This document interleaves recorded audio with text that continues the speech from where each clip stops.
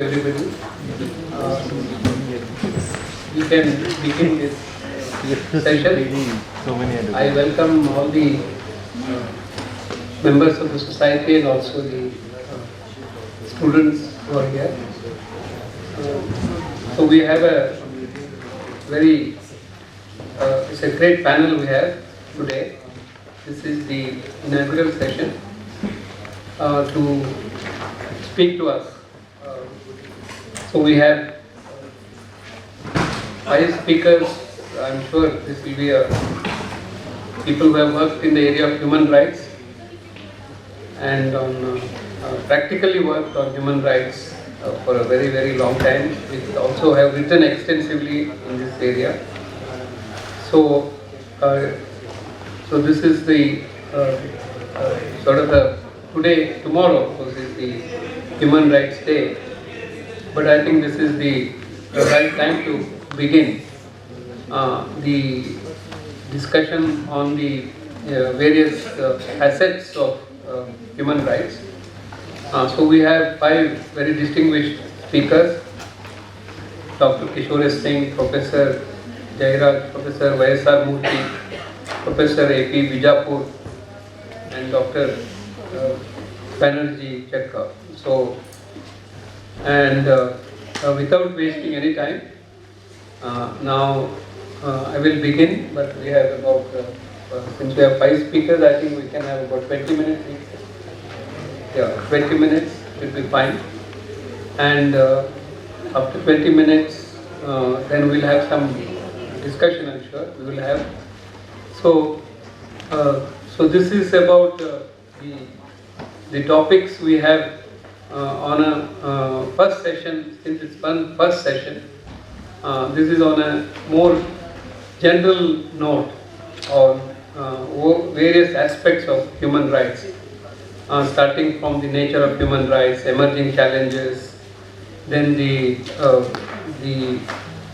various basic issues like the Universal Declaration of Human Rights and its evolution, then the critical assessment of some of the, reconceptualizing human rights in the context of modern era like digitalization. I think we have 5 interesting papers. So now, without wasting any time, I wish to ask, we request Dr. Kishore Singh to make his presentation. Before he makes his presentation, let me briefly mention Mr. Singh holds a PhD in international law from Sorbonne University of Paris. He worked in the Division of Human Rights and Education sector, UNESCO. He worked in UNESCO for a very long time and advised a number of international, regional and national entities on aspects of the right to education. In fact, he was a special rapporteur on right to education for the United Nations. And also, he is internationally recognized as one of our very leading human rights experts in the area of right to education. And he is also a very distinguished member of the Indian Society of International Law. And it's always a privilege to have you, sir. And he is going to speak to us today. He has written extensively, of course. I don't have to mention that. And some of the, of course, that's what you will find if you just Google, I'm sure. So he's going to speak to us on the topic of digital revolution and emerging challenges to human rights with a focus on the right to education. Over to you.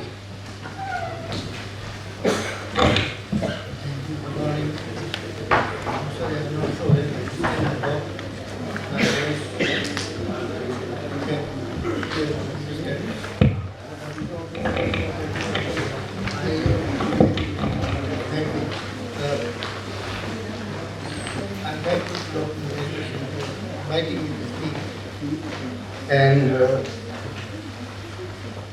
we discussed, and I thought, and I'm going to elaborate a bit on that in today's world, probably the biggest challenge is to how to cope with the digital revolution, digital tsunami, because it is affecting our society, individual life, everything, all domains, all disciplines, all ways of whatever profession, private life,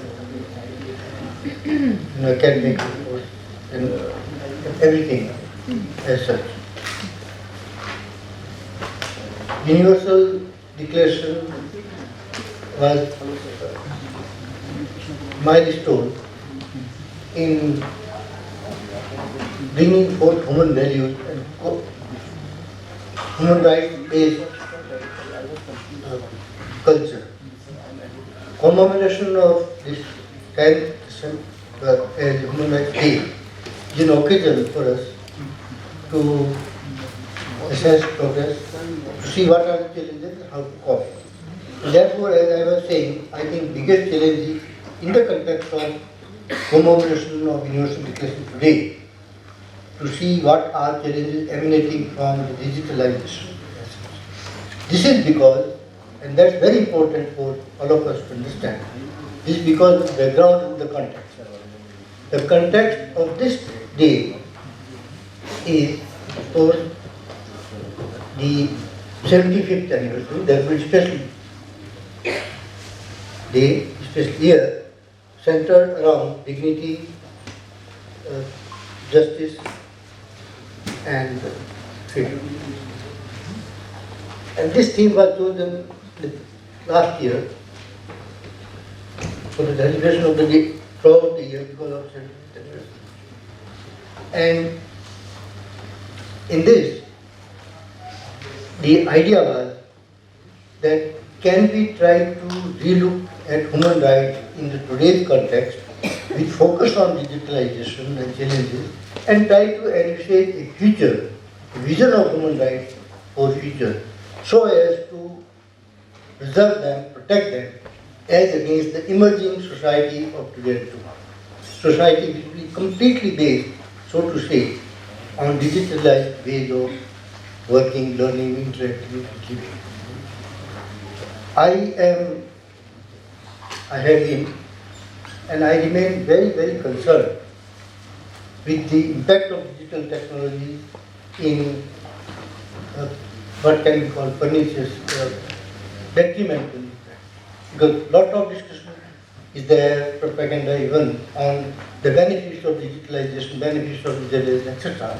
But we do not talk so much about the negative harm. And I devoted my report to the United Nations Assembly on this. Title was The Right to Education in Digital Age. And they picked on that, and now I'll come that later on what is happening. But what are the today's challenges? I feel that digital technology, as against all other technologies, are specific and especially consequences in 2 or 3 ways. First and foremost, and that's the great concern for human rights, that they are inherent by themselves detrimental to our private life. There is no privatization whatsoever. Our private life does not exist if you are using digitalized technology.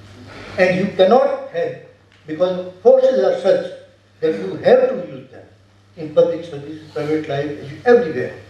And if you use, there is no secrecy whatsoever, because everything that what I am saying now, there is possibility by various ways to find out what you are right now, how you are dressed, what you are, your mood, even thinking, etc. Biometrics and many other situations are there. But there is a concern about what is called neuromarkets, neurosciences, that it's possible today not only to by digitalization promote connectivity and all kind of other advantages, but to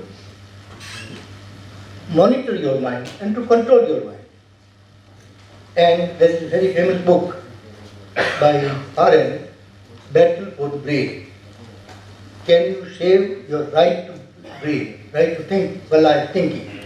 There is another great writer, I have great respect for him, because he thought like an Indian, Nicola Carr. He wrote a book a few years back, I think 2012. The title was what does internet do to our brain? And I summarized the book in Indian way. He said that first and foremost, he is a great computer expert himself and neurologist also. He said, all the time when we are using computer, digital devices and internet, we are disturbed by all kind of advertisements, news propaganda. Because advertisement is the biggest source of income of digitalized firms, the big companies. And this whole system is geared towards publicizing, digitalizing. So where is the possibility for you, for us, to concentrate as such, particularly while we are doing working academically?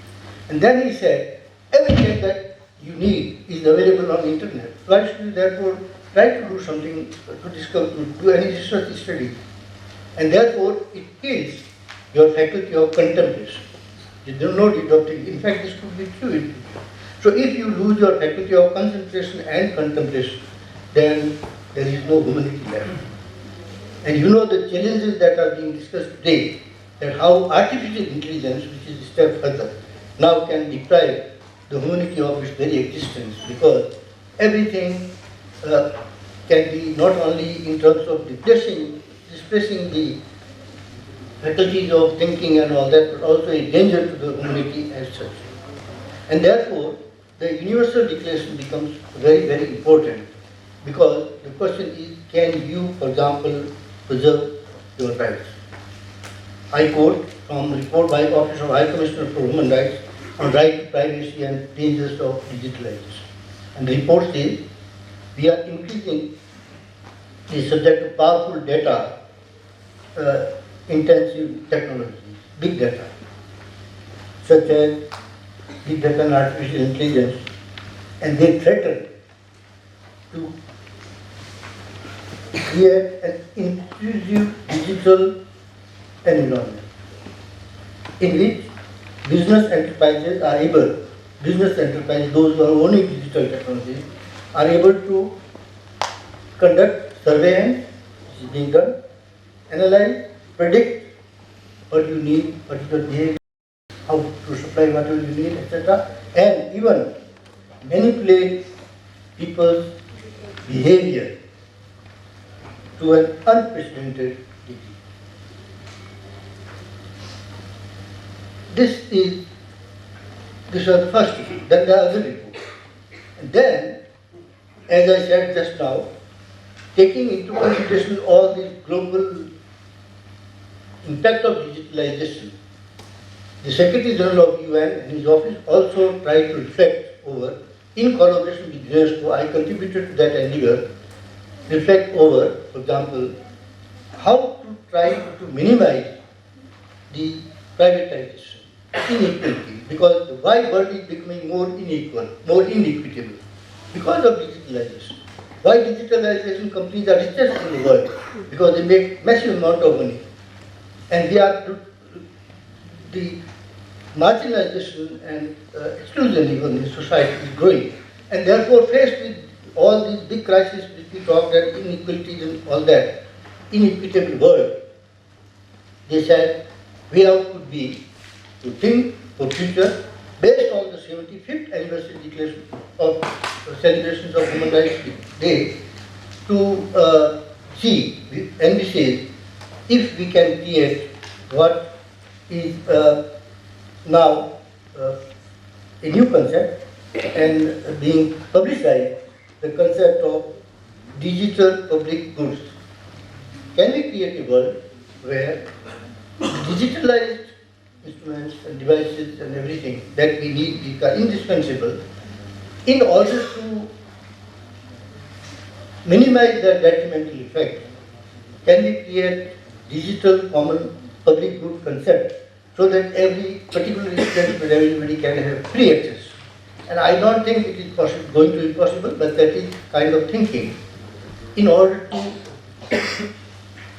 attempt, and we say it's an attempt to create a new pattern of global order and way of living internationally, nationally and locally, where you can accommodate yourself with impact of digitalization without being uncomfortable with the human rights as such. That is to say, how do you try to create compatibility of human rights with digitalization?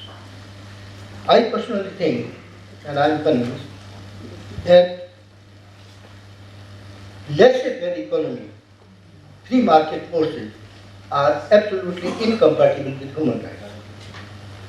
And that digitalization itself is a step further accelerated form of laissez-faire because absolutely there is no control, as just now I read. In fact, the companies make their own whatever pattern of working regulations and framework. And you must have read that most digitalized big companies, including particularly artificial intelligence, they are very much engaged now in what they call ethics. That how do we try to do in a way our business that is less unethical. And then international organizations, the UN, they are following. I therefore would like very briefly to give you an overview of human rights and focus on right to education. Focus on right to education principally because, and I have been saying you must also think that way, I think, to promote education as a public good and to give importance to education, to say that right to education needs focus because it is indispensable for the exercise of all other human rights. No matter which human rights you take, there is the adverse impact of digitalization, but there is no matter which human rights you take, education is instrumental in realization of that. And right to education now has acquired enhanced importance in this context which I mentioned, because there is also a growing concept of what is called public interest and public good. You must have heard probably, if not, please try to read on internet. UNESCO created in 2021 a commission which they call International Commission on Futures of the Education. Futures capital in not single with S. The reason was that they said we may have world with different diverse scenarios, and therefore we need to look into how education system would be possibly in future in different ways. But one phrase which there was somebody with whom I have a very good personal impression, Francis, he had an important voice in the commission and we collaborated very closely. And he was very bold and he put a phrase along with others which was accepted, which I quote and I will request you to quote. He said, platform imperialism is the biggest mistake. Platform imperialism is exactly what I said just now, that we are all now in a way, in a subtle way, slaves of digitalization. And therefore, how to grapple with the issue of platform imperialism. And the whole report is constituted around attempts to save human rights by transforming system of education, but at the same time trying to create a quality value-based education system which will regulate or which will allow the use of technology only in a supplementary way by way of extremely, I would say, stringent regulation by government authorities for doing away with their deleterious effects. If you take, for example, cultural rights, the same approach, because cultural rights are a matter of UNESCO's field of competence, and linguistic and cultural rights are very important. This was mentioned in the morning. But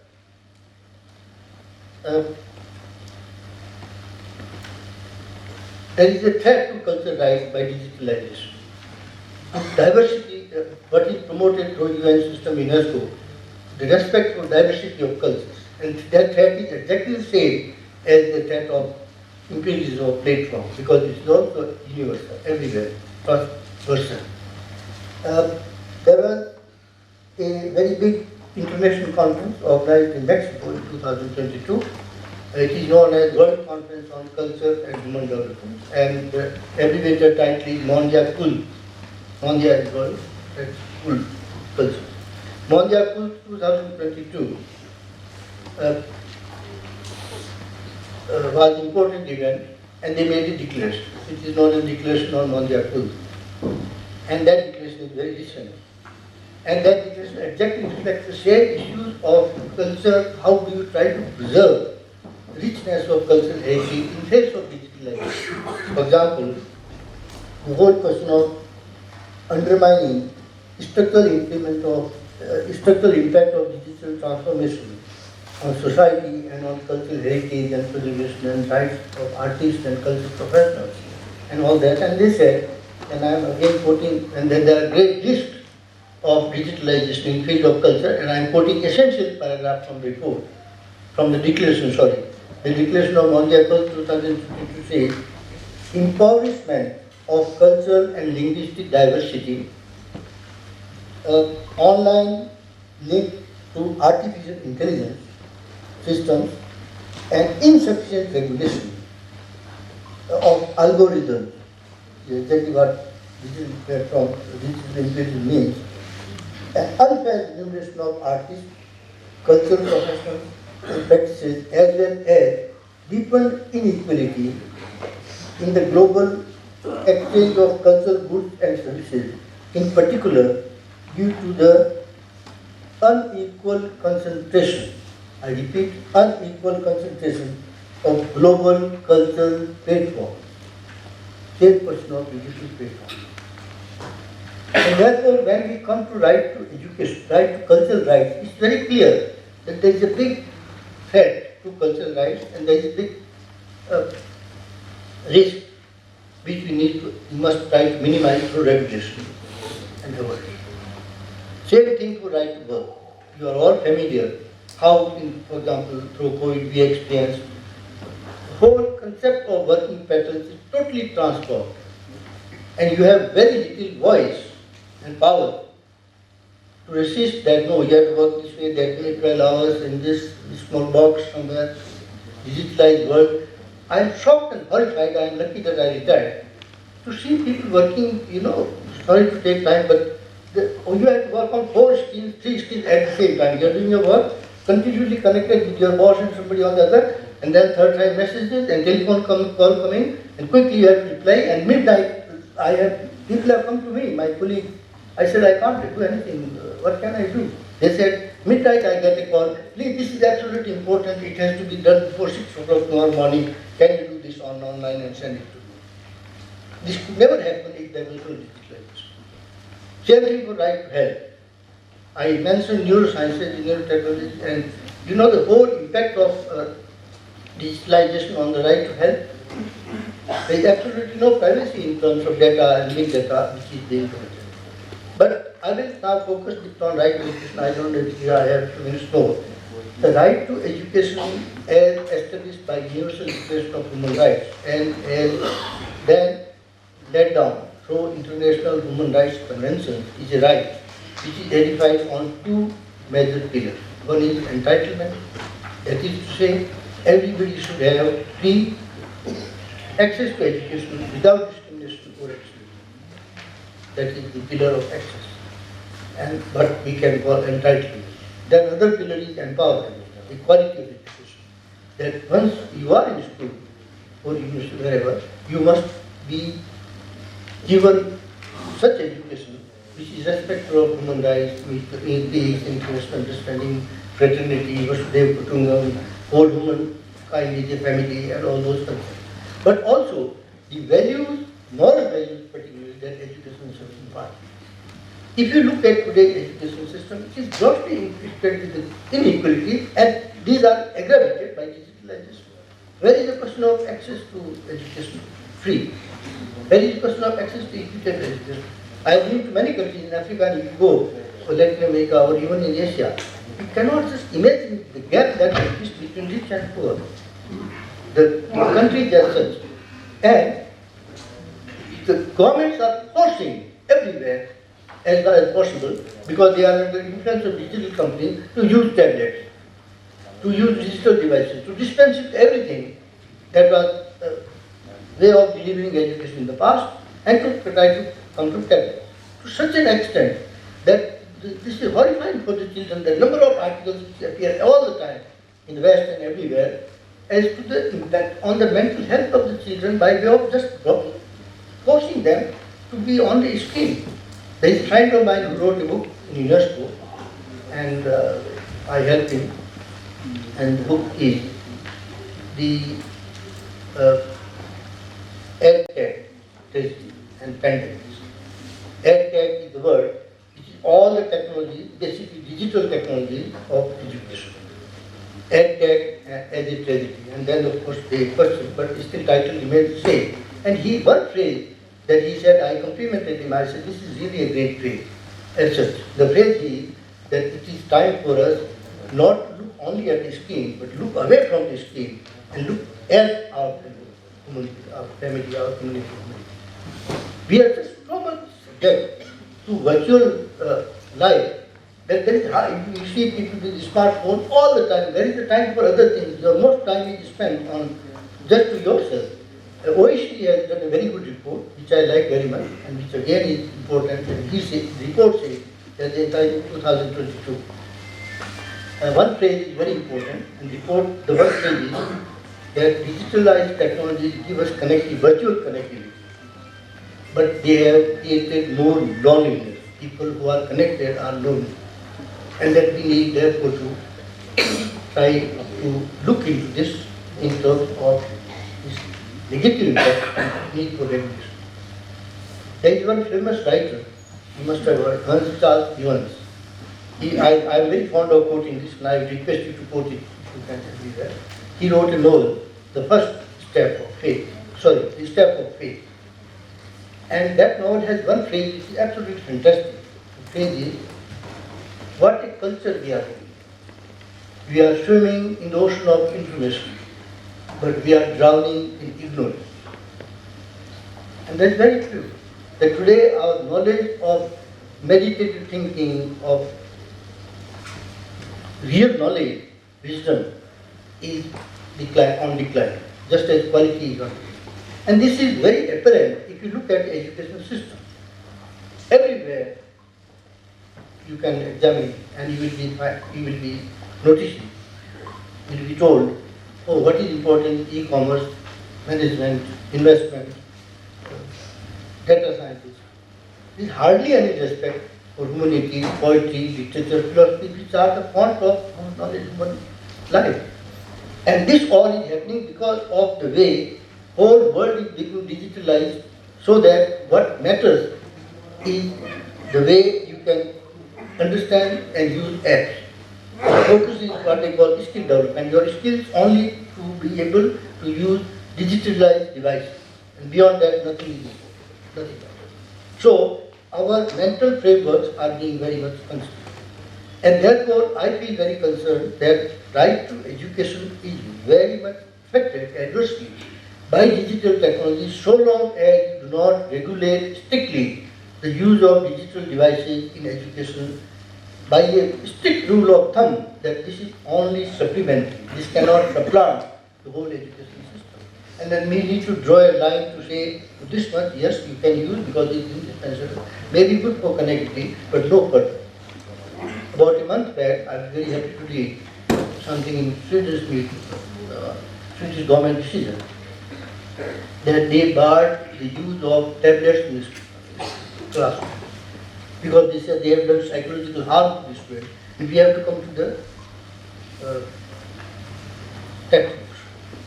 In French system, many years, 10 years back, they surveyed the schools when people were allowed to have digital phones,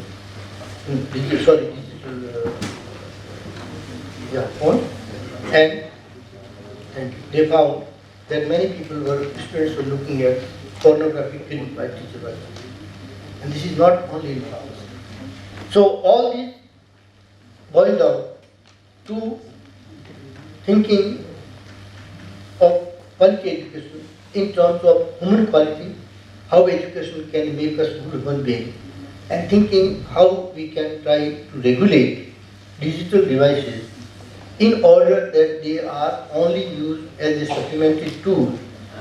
They are not allowed to completely supplant the system at all levels and destroy the basic human quality.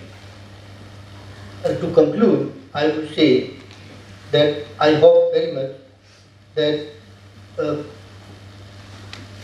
we will try that whole world will try to envisage the future according to Secretary General's agenda, and particular discussion that will take place in September this year, 2024, because that is the summit which will consider the future of the world and focus will be digital common goods, etc., etc. But how to create a world that digital technology is compatible, and this could be a beginning for a new kind of normative framework which is already emerging in different contexts.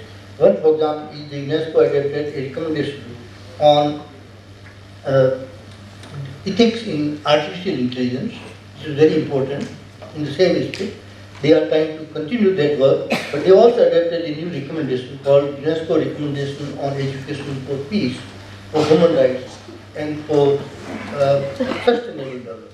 And that was adopted just on 20th November with the same concern that we try to promote basic human rights values, basic human development concepts, and the United Nations Mission for Peace through digitalization and other ways of teaching and learning, and we try to regulate.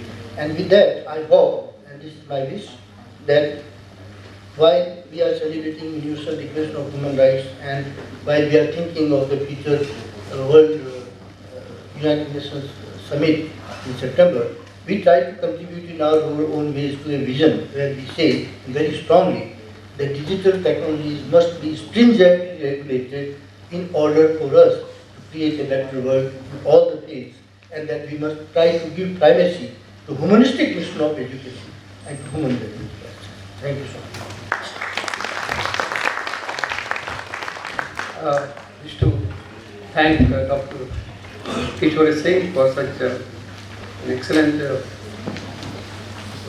sort of foundation he has given to us, basically looking at the challenges of digitalization, faculty of contemplation, concentration, particularly in the context of education, and causes for inequitable world, in the context of digitalization, particularly the asymmetry that exists. That's very true. And also the incompatibility of human rights with free market economies. He has raised the right to education basis for other human rights, and then also for referred to various studies by UNESCO and United Nations. Thank you very much, sir, for such a wonderful work. And also the speech. This is the UDHR at 75, this seminar. I think it's an excellent foundation for that. Now let me move to the next speaker, is Professor Jairaj. He is a distinguished member of the Executive Council of the Indian Society of International Law. He has both practical and also the academic sort of interface.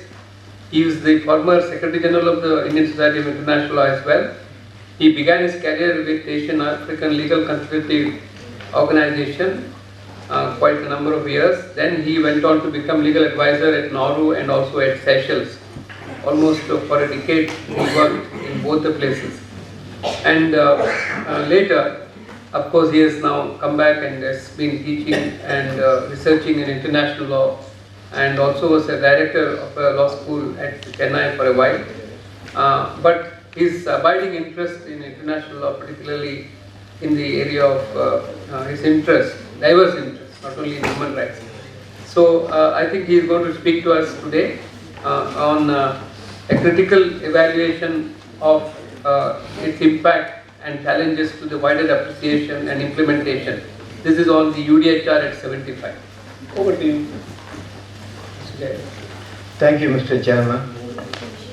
First of all, I thank the organizers for inviting me to make a presentation on the UDHR at 75 and its impact on the humanity.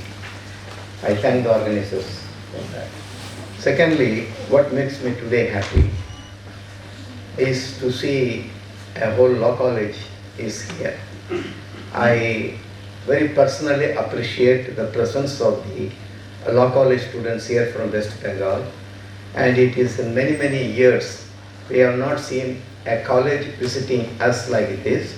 So I gratefully acknowledge and thank the persons who decided for this interface between the law college and the Indian Society of International Law. I would rather make this your visit as a permanent one in terms of some institutional relationship, and you are most welcome to participate in the activities of the society. So with that note, I will go to my presentation, and you see it is a very ambitious one, and because you see I have been a practitioner of law, and I have been an academic, and I try to be like a jack of all trades but master of none.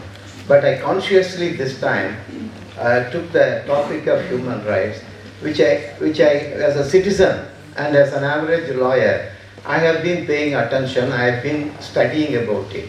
But today I thought I will just say something more than that, because I am doing a kind of independent research now. I am retired to reading and research in my life now at this stage. So this is the beginning of my another aspect of my career, you can say. Having said that thing, I saw the speeches of all the three, starting from President ISIF, the UNIC Director, and the Secretary General of NHRC, and Professor Narendra Singh. Their speeches were really putting the fundamentals to us very well. And anything that I have to only follow that fundamentals they laid before us. In that way, tomorrow we are celebrating, and today we have begun, actually Indian Society of International Law has begun it in advance.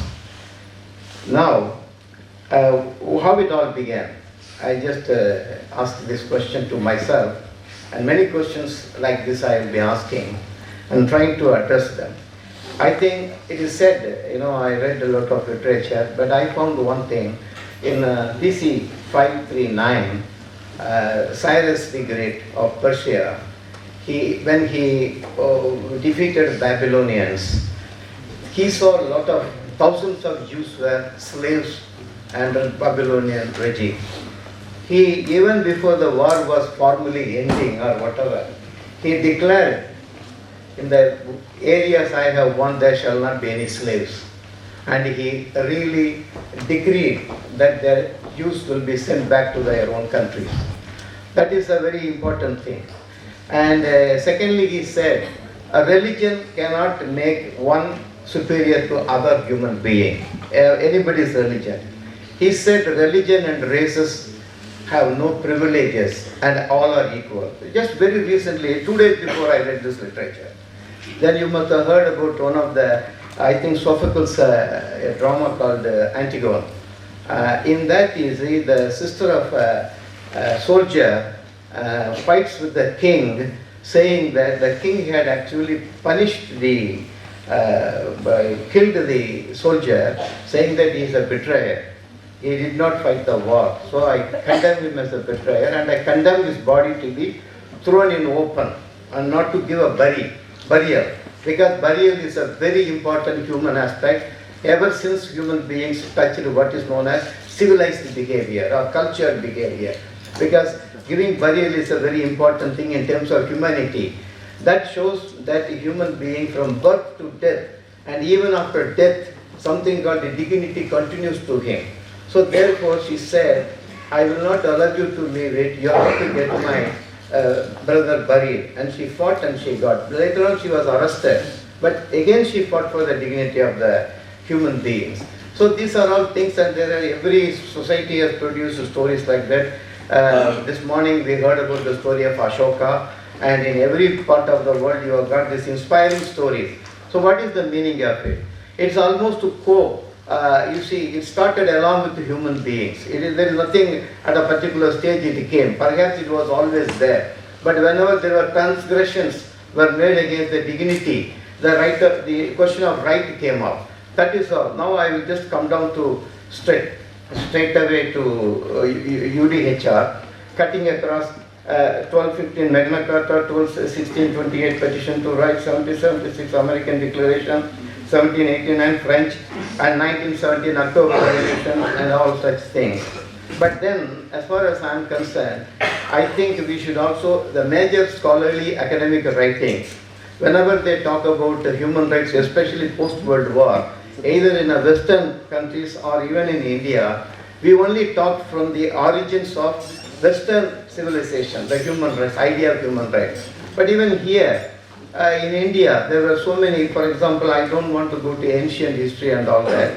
If you take the War of Independence against British colonialism, that is that you see, there were so many wars against East India Company, against their illegal wars, illegal usurpation of land, and illegal and illegitimate demand of taxes. There were several wars were conducted, especially in South, around the 1790s. For about 15 years, about 4 or 5 chieftains fought, and the rest of the place, like all the wars against Robert Clive, was also wars for what you call today is actually wars for self-determination. And what you call today the permanent sovereignty over natural resources, and then your own right to govern yourself. See, I would consider those struggles were actually the seeds of the theory called self-determination and so on and so forth. So India has contributed, at least after the arrival of the colonialism in India, they have raised, and the same way Rajaram Mohan Rai also said that there should not be child marriage, there should be abolition of what is called that Udangatayar, what is the thing? You see, that women will be burnt along with their husband's death. Sati, yes. And then you can say that Jyotibai Phule, Savitri Phule, they gave a big push for women's equality and education, right to education. They ran against extraordinary odds, they ran schools. Then you see that an all-time great of India, that is Dr. Babasaheb Ambedkar, and you need a whole day to talk about his contributions, his thinking. Hey, and then E.V. Ramasamy Periyar. And there are so many people who fought for the social equality of human beings within India, because there is a right based on caste, creed, language, and so on and so forth. But ultimately, these people were able to put some sense about modernity into thinking about human beings, and that is greatly reflected in the Indian Constitution. And you see that. Morning we had a very this thing. But as far as our Hans Mehta is concerned, apart from what this Director General or the other two speakers said about Hans Mehta, I would like to add one thing. What made Hans Mehta to be selected there, and how she contributed. In fact, she helped Eleanor Roosevelt so much, like almost a deputy. And in fact, she was the vice chairman of the Human Rights Commission at that time. She was an active freedom fighter, and she first graduate in a foreign university, became a first woman vice chancellor in India, but an extremely active women's liberation fighter. She said she even created a charter called Charter of Women's Rights and Duties for Women in India. And the beginning of this thing says, whereas the preamble says, whereas we believe that freedom and quality are essential to human development, and whereas woman is as much a human being as men and therefore entitled to share them with him. This is her thing. And even she, at that meetings in Human Rights Commission and drafting level, she participated, and she very effectively brought out the language of the preamble that all men are born equal and free. You heard this morning. But she also said the reason for that. She said, if I don't have this word, all human beings are equal and born free, and allow it to remain as all men are equal. Today, that is 1947, she says in UN, today there are so many societies in which women is not considered to be equal. So you will be legitimizing that inequality if you don't have the word human beings. She fought, and it was very much appreciated by everybody, and she contributed. But at that time she even told on the day of adoption that if there is any state who is supposed to implement the human rights, if they violate the human rights, the United Nations should have a right to intervention. But you see, she was a lone voice for intervention by UN only on the ground of human rights violation. But that has got different meanings now. That let us not go into that. So Hans Mehta was a very great, inspiring example for Indians to celebrate her contribution to this preambular language, which is the holding language today about human equality. And then there is also, at the time of, drafting of the charter, there was no mention about the people who are languishing in colonialism and the people of dependent territories and all that. There was no mention about it in the drafting. But then Mahatma Gandhi was very strongly opposed to that. That you see, there is no mention about colonial people when you draft a charter. And he was joined by another great man of the world called Ho Chi Minh of Vietnam. Then there were so many other intellectuals of that caliber, of that position. They all opposed the draft if it does not contain the words about colonial people and their liberation. But they did not do it. But later on, that the colonial, granting independence to colonial and dependent people came as a UN resolution. But what I am trying to say that people like Mahatma Gandhi and Ho Chi Minh were able to see that when the major part of the world is under colonialism, you can't speak in the name of human freedom and human equality. That's what they said. But anyway, there was a lot of progress. But then, is UDHR a Western idea? Is there any, because there is a tremendous debate that it is a Western idea and things like that. But if you look at the 58 states that participated, that had a great amount of geographical, cultural, linguistic representation, even when they are 58. And the UNESCO specially circulated letters to about 100 intellectuals around the world asking their opinion about the drafting of the chairman. And then that UNESCO's document was given to this drafting committee. So therefore, it was not a Western idea. What it does, it was initiated definitely after the World War, after the Holocaust, after seeing that insufferable destruction that Nazis and fascists did it. But then it was the most universal document. Nobody can say the West, it is a Western idea. It is, even today in India, suddenly I see for the past several years, everything is Western.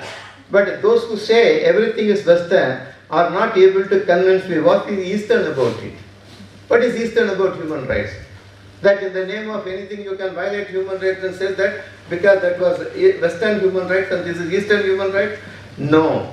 It is the most universal, and before I forget, I say it is not only most universal in terms of geographical representation and cultural participation, in political terms, it is the most democratic, it is the most secular document in the world. That is why it is the foundation that has led to adoption of about 70 international conventions on human rights, 300 declarations and resolutions on human rights by UN, UNESCO and so many other organizations.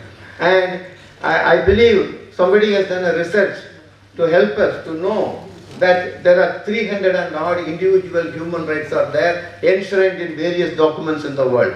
All this was possible because of the epochal momentum given by the Universal Declaration of Human Rights. At least you read it again and again. Which is the right at 1948, they left it out for future generation to do it. Everything is covered. Only thing you have to articulate, you have to respond, you have to elevate them in concrete terms, in material terms. There is no theoretical debate about human rights. It is a force to reckon with. It is a force that is living in each one of us. See, there is no doubt about it, because nobody can reduce the UDHR or the 2 covenants and the 9 core conventions into papers. No, they are the basis of struggle. They are the basis. Now there is a big debate about what is the relationship. Why did they make into 2 covenants? That Universal Declarations 1 and unified. Why did they make it to civil and political rights and economic, social, cultural rights? Why did they do it? You see the Soviet Union and the socialist bloc that fought equally with the allies against fascists and Nazis, when this debate came, they were saying that economic and social rights should be included in this one. It can't be mere civil and political. It was done. It's a great. They have made all the economic, social, political rights included in that.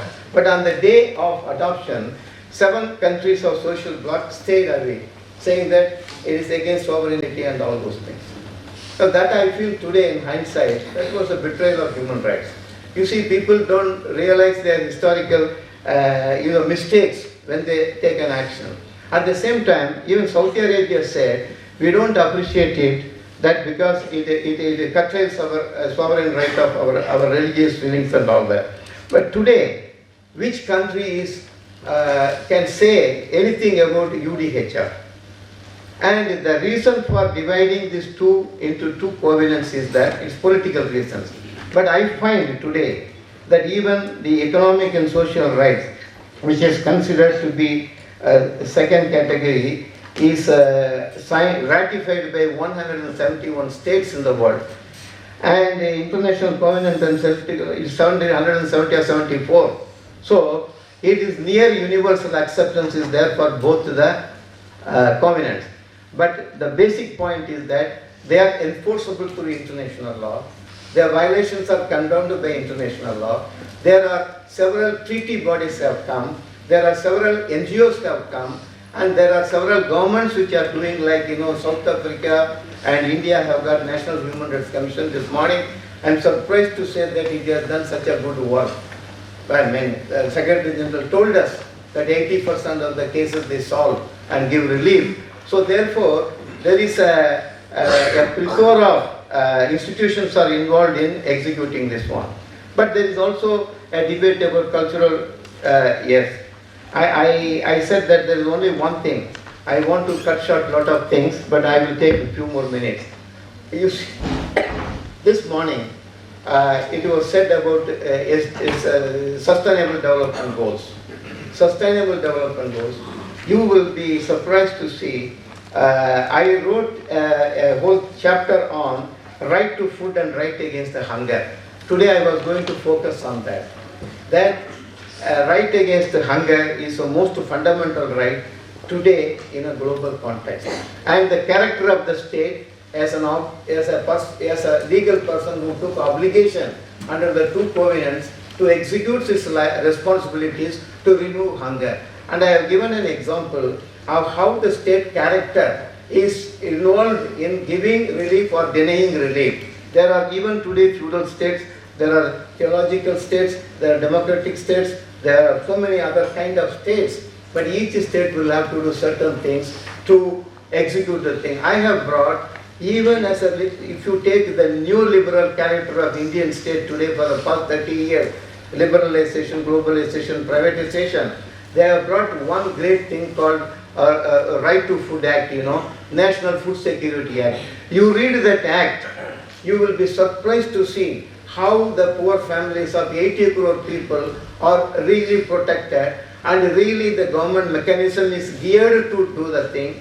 And there are several states have adopted in their fold and doing things to eradicate poverty. But if you look at that second sustainable development goals, the first 3 goals are what? No poverty. Second goal is zero hunger. And third goal is good health and well-being. Now, if you took all the 3 aspects, they are the first 3 aspects of SDGs today. And in that sense, there are also human rights. They are the steps to realize the human right. But that's a very small international initiative. But the basic thing depends on the state. You see, the right to education, right to information, the right to food under the UPA government was a very forward-looking legislation. This is a triad of a new kind of new liberal state. Macro policy is new liberal, but within that macro policy, they are able to get the enough resources to feed 80,000 people, subsidized rate, free ration, and there are no more inam. There are no more generosity of X and Y. It is a legislative demand from the state government and central government to do it. I was going to give an elaborate presentation on that, but then in 20 minutes I will not be able to do that. But give me one more minute. Mr. Chairman, I want to, sir, okay, today celebrating 75 years, what are we going to do for its wider appreciation and a deeper implementation? I will say that, you see, the wars, even after if you look at it, the human rights, it is all being discussed here, classrooms, courtrooms, but it is not there among the people. So today, what the state governments and Indian government should do is to make the UDHR at least as known to its people at even panchayat level, at municipal corporation level, everywhere. I think this is not a great difficulty. It can be done without any problem. So therefore, in a wider appreciation, they should do this one. But the most important observation I make, when there are 77 conventions and international treaties, why the United Nations or even countries like India or in the whole Western world have not taken steps to create an enforceable convention on the protection of cultural, religious and linguistic minorities. There is one big vacuum in 75 years. In 1992, there was a UN resolution on the protection of minorities, but there is no effort at all to create a convention on that. I think if anybody is interested, I think it should be a part of their interest and agitation to make the convention for minority protection as a priority one for the oncoming 75 years. So, but then I have also said today, can anybody speak about against human rights in public forum? Maybe they talk in their houses. Can anybody speak against human rights in a public forum? Even those who violate, they defend themselves. Interpreting human rights is that and not this one. So it is rooted so much in the human consciousness. So now I will just take the last thing to say that there is a concept called right against torture and right to life. They all have become in international law peremptory norms from which there is no derogation is permitted. But in the course of doing the research on economic and social rights implementation, I felt, and I want to tell you, that the day right against hunger, right against poverty, or right against illiteracy becomes just cogent, or peremptory norms, that is the day you have to celebrate human rights. There is no end for human rights. And it is 75 years, a very short term in history. I think there are so much of agenda before the human rights activists. I think they should strive to make economic, social and political rights as a basis for realizing the civil and political rights. This is what I would say, and thanks for the organization. Thanks for the audience. Thank you, Dr. Jairaj. I know you have a lot of things to say, but we have a short time is little short. But thank you very much. You have mentioned many important things. You have given a historical perspective. You have talked about the universality of the human rights, then also about the basis of struggle through which it has come, and also your referred to SDGs. I think the whole lot of ideas are there. So thank you very much for your presentation. Now next is, without wasting time, Professor Y.S.R. Murthy. He is currently the Vice Chancellor and founding Dean of the School of Law of the RB University in Bangalore. Before that, he worked for a long time with the National Human Rights Commission, and later he was with Jindal Global Law School, and he was the registrar of Jindal Law University. And most importantly for us, he is former Vice President of the Indian Society of International Law and a distinguished member of the society, and also he has written extensively on human rights because he has a Masters in Human Rights from Nottingham, and I think he is continuous. Yeah. So over to you, and he is going to speak to us on the topic of the human rights and contemporary challenges. Over to you. Thank you, Chair. Good afternoon to fellow panelists, all distinguished academics and dear students.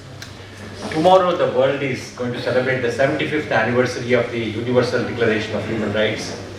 Sometimes the United Nations comes up with a slogan. One year it was all human rights for all, and some other year it was dignity and justice for all. If we have to ask these questions, whether these notions, all human rights for all and dignity for justice for all, are they reality? The answer is a clear no. Today there are many serious challenges ranging from conflicts in Palestine, Ukraine, Myanmar, Syria and other places. In fact, today is the 75th anniversary of the Genocide Convention as well. Genocide is regarded as the crime of crimes, the mother of all crimes, yet some of these conflicts which are raging are almost of a genocidal proportions. In addition, there are challenges like poverty, hunger, deepening inequalities, growing authoritarianism, shrinking civic space, erosion of press freedom, gender inequality, and state of our national human rights institutions, to mention some challenges. I'll confine myself to one contemporary challenge, that is climate change. I'll set out the context and how climate change is a serious human rights issue, also deal with some of the norms and also touch upon the Indian situation. The Intergovernmental Panel on Climate Change, IPCC, has been saying that climate change is widespread, rapid and intensifying. In its 2022 report, there are many alarming findings. Carbon dioxide emissions in 2019 were higher than at any time over the last 2 million years. The sea levels have risen faster in 1900s than any other century prior to that. Changes due to global warming, such as in the ice sheets, oceans and global sea levels, are now irreversible. These developments have catastrophic consequences for the future of humanity. IPCC Climate Report 2022 has several findings, including some of these key findings which I will read out. We are set to pass the 1.5 degree threshold by 2040. In fact, 2023 IPCC report says that we might reach this even before the 2040. And humans are the main drivers of climate change. We need to take notice of the methane levels. And we are close to reaching irreversible tipping points in the history of humankind. The main message from the IPCC 2023 report is that, and I quote, human society causes climate change.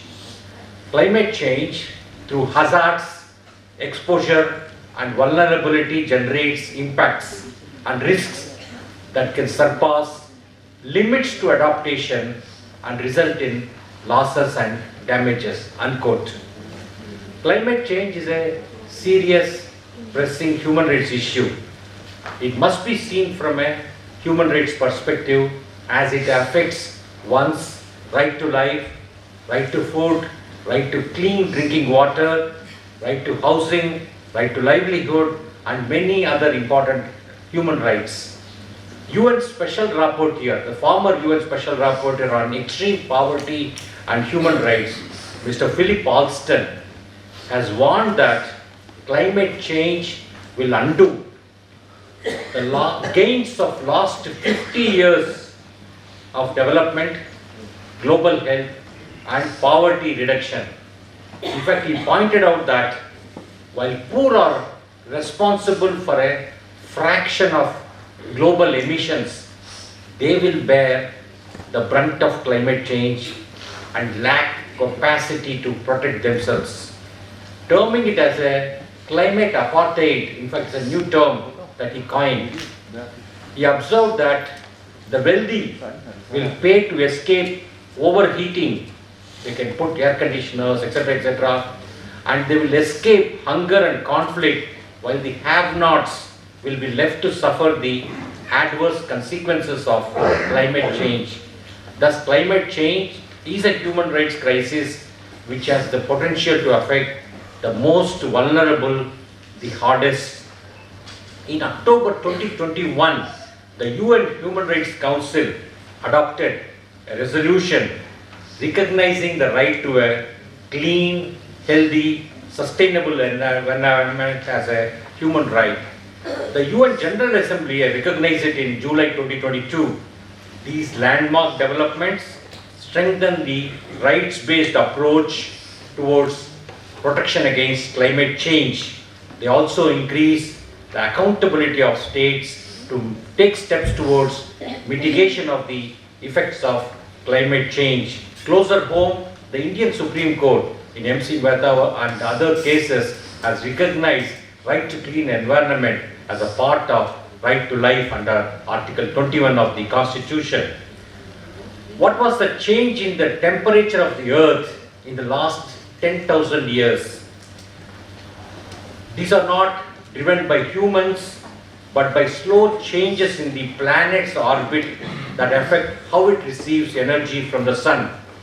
This gradual temperature changes, averaging around 0.5 degrees centigrade over the past 10,000 years, provided a stable environment supporting human civilization's development. Paleoclimate record also reveals that the current climatic warming is occurring much more rapidly than past warming events.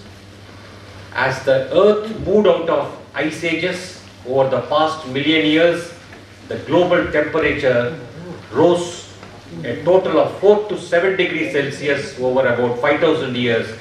In the past century alone, the temperature has climbed 0.7 degrees Celsius, roughly 10 times faster than the average rate of ice age recovery warming. We have more carbon dioxide and methane following climate change. It is a human-induced change. It does not spare anyone. It is too expensive to mitigate climate change reality. According to some studies, 12 billion tons of plastic is dumped into sea, with India, China being among the major culprits. You can imagine the consequences of this dumping on the world at large.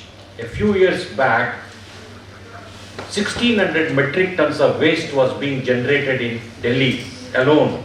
Now it could be much more. Every year we lose 10 million hectares of forests, equivalent to the size of Iceland. 70% of earth and oceans are warming up or heating up. Greece recently experienced floods following massive rains. Greece received 3 years rainfall in 3 days following climate change.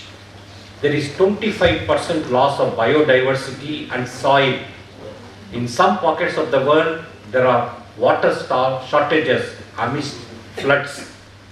Soil health and freshwater resources are a source of deep concern. We are going to run out of air, water, and life support systems. NASA predicts that and in emergency and armed conflict 1974, and finally CEDAW, Convention on the Elimination of All Forms of Discrimination Against Women. This came in 1979. 50 countries have made reservations to this convention, including India, because Article 16 of this convention says men and women should be equal before marriage, they should be equal during marriage, and they should be equal, they should be treated equal at the time of dissolution of the marriage. Even today, we have not changed our mindset. We have prejudices. You have issues like female genital mutilation, child marriages, forced marriages, honor killing. So many problems are there. Complete gender equality has not been achieved, and that can be achieved only with the cooperation of men. Unless men cooperate, because they are the one who discriminate women. Unless men actively participate, gender justice cannot be achieved. We passed in 2023 Women's Reservation Bill in the new Parliament. A very funny bill. It will be implemented after 5 years. It means it is like a marriage, and you can celebrate honeymoon after 5 years. Something like that. You know, why not implement immediately? Thank you very much for being patient here.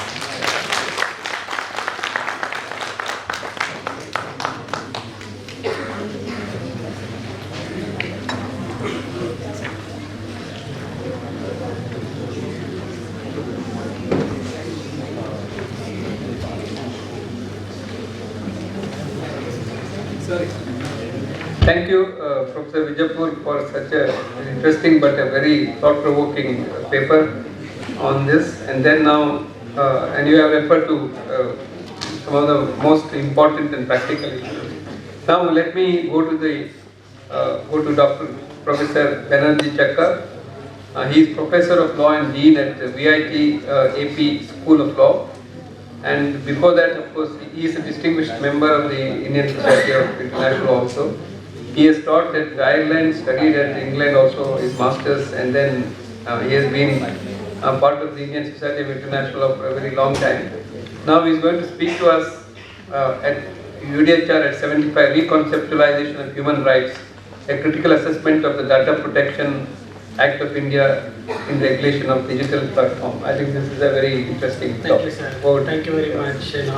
I hope I will try to limit myself maybe 10 minutes because we are in the cusp of realizing the SDGs as well as realizing the rights of data protection, etc. So I am aware of the timing right now. Most of you are very well aware that we very much past, I think 1:25 minutes, and within 10 minutes I am going to just speak about the three important aspects of my topic, that is reconceptualization of human rights during the time of Data Protection Act and regulation of digital platforms. So morning, the first speaker, Dr. Kishore sir, has already mentioned that today we are living in the age of platform imperialism. So that is where I am going to connect my speech on my paper. I'm trying to put important things in the perspective. That is, now today we have the availability, rather than availability, the new and emerging technologies and digital platforms have been completely engrossing with the human life, without which we cannot survive today.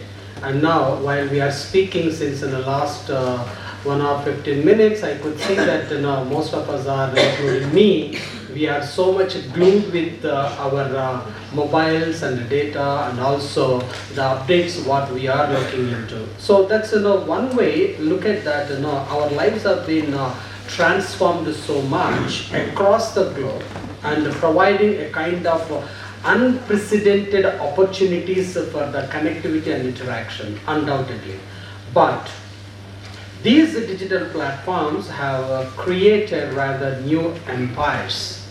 They are replacing that in the world colonial regimes where Jaira sir also mentioned that we have fought the colonial regimes and the self-determination movements. But now, how are we going to address this kind of imperialistic platforms and the new empires which they are expanding the markets in the borderless world? So when they are doing that, the first aspect is that how are we protected our rights? That's the first point we will have to look at it. And here, these digital markets like the digital platforms are kind of new empires, which I call it, and we they yield a kind of unhindered power and creating a gig economy. So all of you know that data sovereignty, data universalization, the debates between these two things, and why there are so many corporate houses including in India and across the world, and the heads of the states are craving to take their own share of this particular data market, and they try to talk about that creating a trillions of economy using this kind of data and creating the gig economy. And when they are trying to create this, we have to see a subtle way of undermining the normative framework of an existing human rights law that which provides basic rights of the people. One such right is that the right to privacy, right to freedom of speech and expression, and so on and so forth. And some of the even humanitarian agencies do use their particular the digital platforms in order to have an effective way of addressing humanitarian crisis. But that's one way you can see the opportunities what we have with the availability of these digital platforms. But whereas in subtle way we are not able to look at it, this kind of the rights and violations what they are trying to do it. The first thing is that these digital platforms, what I said and also said in the morning, they are kind of platform imperialism, and they try to intrude and penetrate into the human life. They are representing the erstwhile colonialism, and they are trying to accommodate the transnational capitalistic class. This is what the various authors are trying to look at it. And what is the problem with that? The problem is that they try to penetrate into your private space and private rights of every individuals. There is no specific barrier, or there is no specific demarcation has been now created by this particular the spectrum of digital platforms. Now these digital platforms, they even try to transform the rights of language, the rights language to suit their market requirements. The language which they are trying to use it for everything today. We take the lot of literature, a lot of ideologies which we can come across. Recently we have come across the debate relating to populistic measures which people are invoking during the time of elections. We all talk about that. Populism is a kind of antithesis to the rule of law. But nobody talks about that. The kind of digital platforms are exercising their unhindered power to transform the ideologies of the people, and also to transform the thought process of the people, and motivating and encouraging them to a particular way of thought process, and changing the freedom of expression and everything. We don't talk about that. That's kind of problem today we have here. And now further, if you look at that, they also try to play a significant role, kind of perpetuating the stereotypes.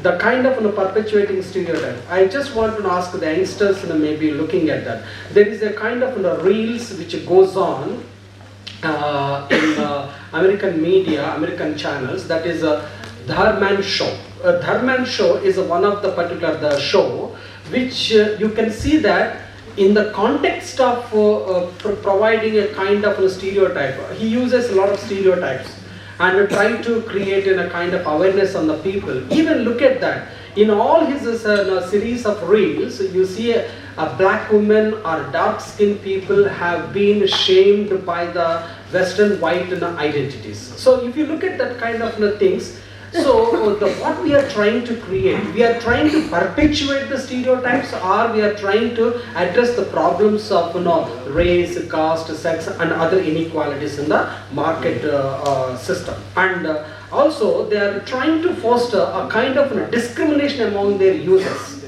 Okay, so when they are discriminating, what the states are doing. Now if you know that, and all of us know that the human rights is only the kind of relationship between how the states are dealing with the individuals. But now the state is busy and individuals are also busy into their digital life, and how the state is trying to concentrate to look into this digital empires and regulating their behavior. Now what I could say that the state apart as well as they become a kind of mute spectators. Sometimes they are also even become busy in facilitating the requirements of these digital platforms. Like if you look at that, the few years ago, when Sundar Pichai, Google CEO, was called to the White House, to talk about that, and you look at that videos, it is still available in front of the Congress and Senate committee was saying, and the questions posed by the committee was very, very relevant, and both in US and UK, when US Sundar Pichai was participated in this, appeared before the committee, and also in UK, Facebook CEO appeared, and they were talking about that. They asked a simple question: how did you come and where did you stay? They said that to the committee, how does it relevant where I am staying and how I have come? Immediately the committee said that this is exactly the problem. And what your oversight boards are doing, that they are trying to take the advantage of the voluntary disclosure of the information of the people. You are trying to create the market economy, but rather you are not protecting the human rights of the people. That's the contention of that particular committees which we have.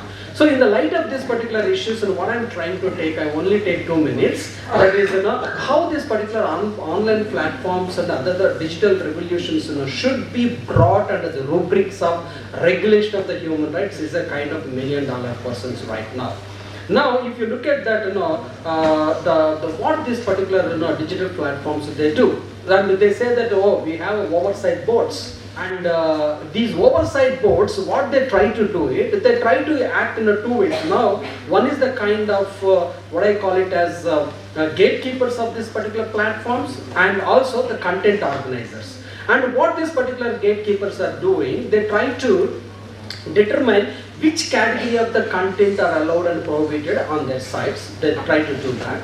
And the second one, as a content organizer, they look into the platforms and individualize the experience of their users and highlight some content over the others through the kind of personalization of the algorithms. Today, if I am interested only looking at some particular reels, and I only get that particular reels into, it is being fed to all the particular, to suit the requirement of particular individualization.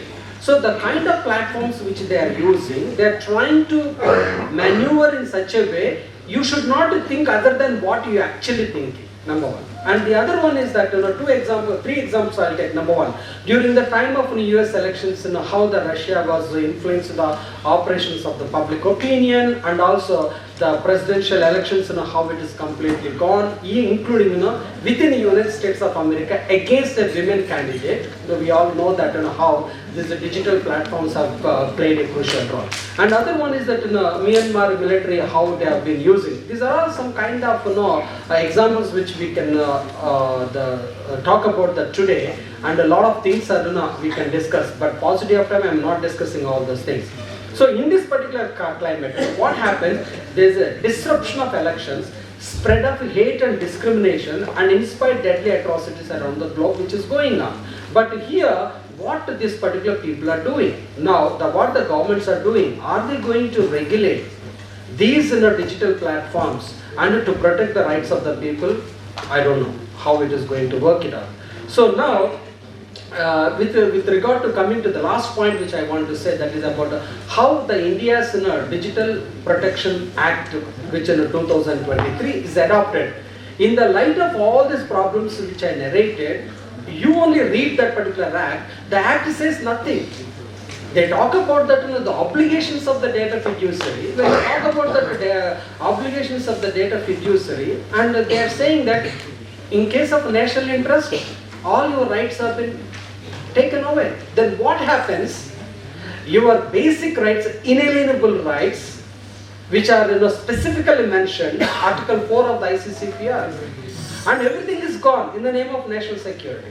So look at that one angle, the state is becoming the kind of monster taking out all your rights, And the second way, the state is becoming mute spectator, not regulating these digital empires and the platform empires. So that's what I want to. We are in a kind of a difficult situation. We need to look at it and reconceptualize our thought process of human rights in the midst of all these things. I'll stop it here. If any questions, we'll discuss over lunch. Thank you very much. Thank you very much, Professor Chekka. I think we have concluded the 5 speakers. I don't want to summarize all of them. It's a very rich presentation. I think we can spend about 5 minutes quickly because we started late. If there are any questions and comments, be brief. And because we have to exercise our right to hunger, so we need to right to food. Right now in the fall it is right to hunger, so once you go there it will be right to food. Quickly, yeah, please. No question. First of all, thanks to the all panelists. Just a very small observation. This is Professor R.K. Chopra from the UPS Dehradun. The last point which Professor Chekka has mentioned, I'll just add into the entire his discussion with 2 pointers. One is Putuswami's case, second is Anuradha Basin's case, and third is Manohar Sharma's case versus Union of India. These are the 3 cases wherein we can only point out, not from the other technical and other things, only from the point of view of the human rights. I think all other speakers have really made the excellent presentation and really it was mind blowing. Thank you. Thank you very much. Anybody else? Any comments, questions?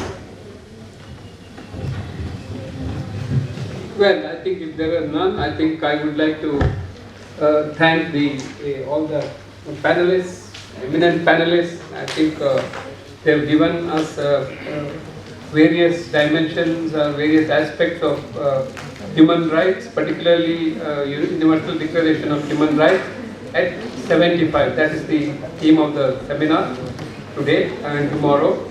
And I think this is a good, excellent sort of a foundation as to examining various aspects of this issue. So I think without taking any time, I wish to thank everybody, and then I think now we can move for lunch. Thank you.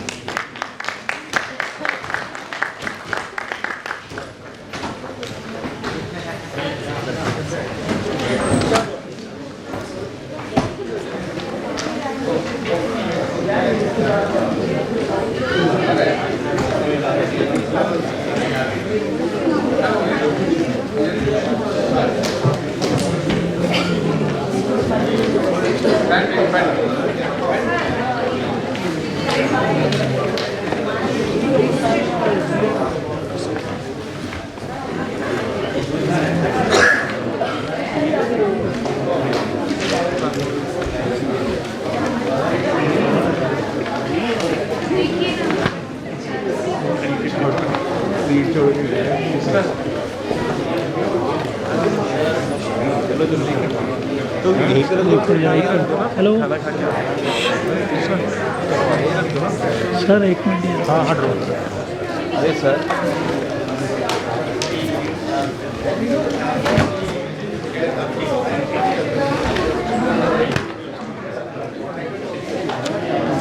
हो गया sir जाओ निकल जाओ रुको नहीं ना रुक गए थे अरे सर एक फंक्शन हुआ था हम लोगों का